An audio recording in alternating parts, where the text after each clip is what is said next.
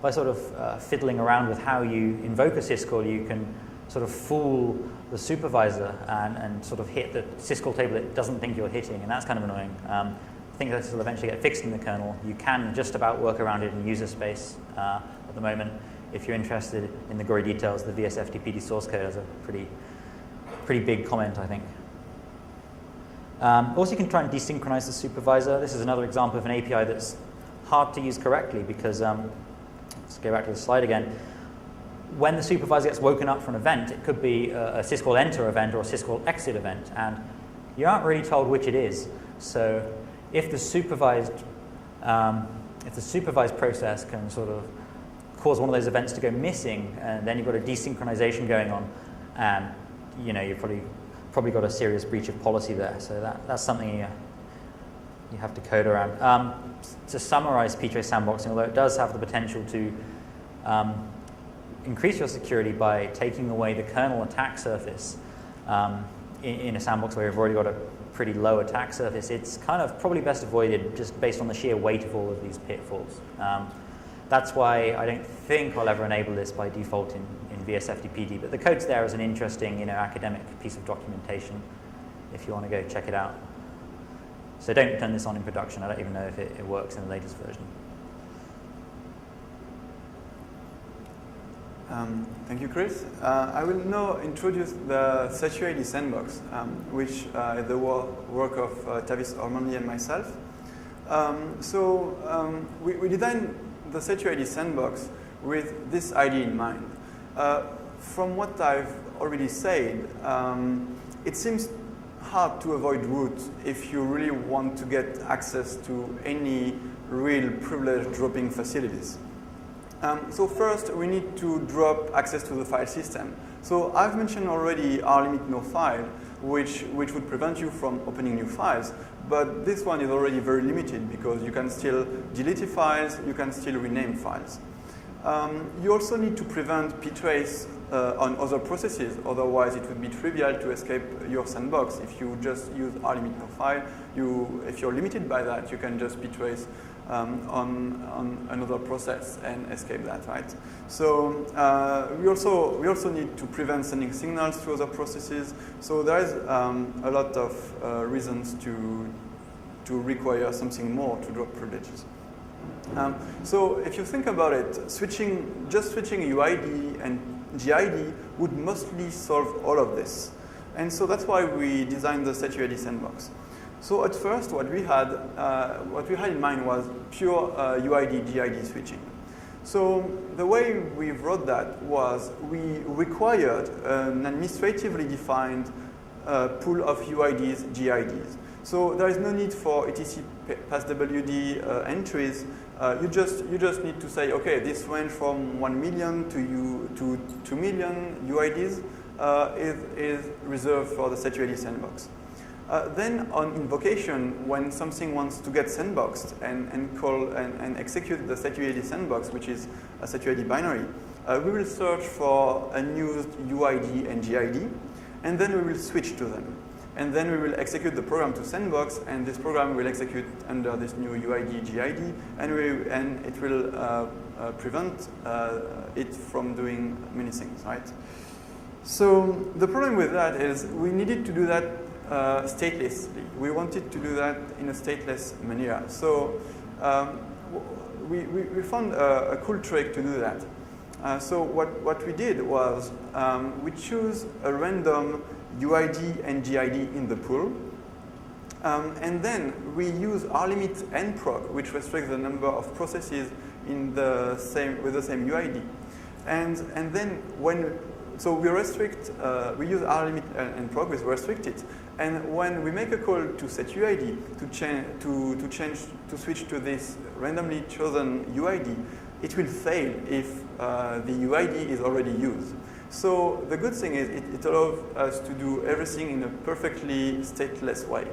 So the problem with that is it's not ideal because we also would like to prevent a user from exhausting the pool. Otherwise, a user could just call the HITB sandbox many times until the pool of UID is exhausted, and there isn't much we could do about that. So ideally, we would partition the pool among the different user IDs used on the system. However, that's not very convenient because we didn't want to have to read the user files. We're not administrating this system, so we don't want to have to find out what users are there. We want to be completely independent of the system. So the trade-off we had was to actually partition the pool against hashes of UIDs, of possible Linux UIDs. And so that was a nice trade-off which worked really well, because we also made sure that the hash we used would have the following property of not having collisions between successive UIDs. And usually on a real system, what you will have maybe 5 users, and they will usually have successive user IDs. So that works very well. And even if that didn't, it's just a denial of service against a sandbox mechanism. It's not that big of a problem. So that was our first approach.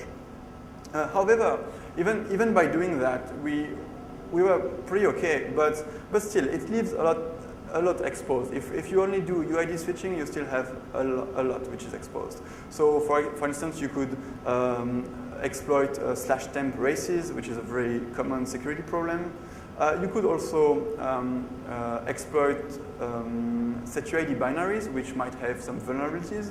And also, it really matters for kernel vulnerabilities exploitation, because usually, if you have, well, pretty often, not usually, but pretty often, when you have a kernel vulnerabilities, so for instance, say a vulnerability in ptrace, you will actually exploit it by running a SecUID binaries. And there are quite a lot of Linux kernel vulnerabilities that you could not even exploit if you had no access to SecUID binaries. So could we find a way to also get ch rooted? That would be great.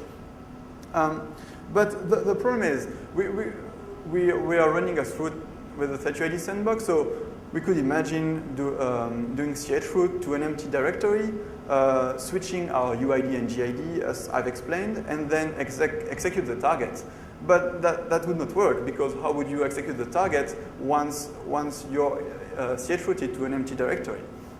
So we thought about many ways to do that. So you could, if you're naive, you could imagine using the chroot capability and giving the chroot capability to the sandbox process.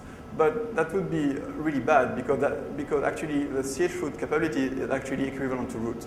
So that would be very dangerous. Also, you could try something along the lines of don't go through execv. You're in the SecUID sandbox, and instead of going through execv again, you will just drop privileges and map code.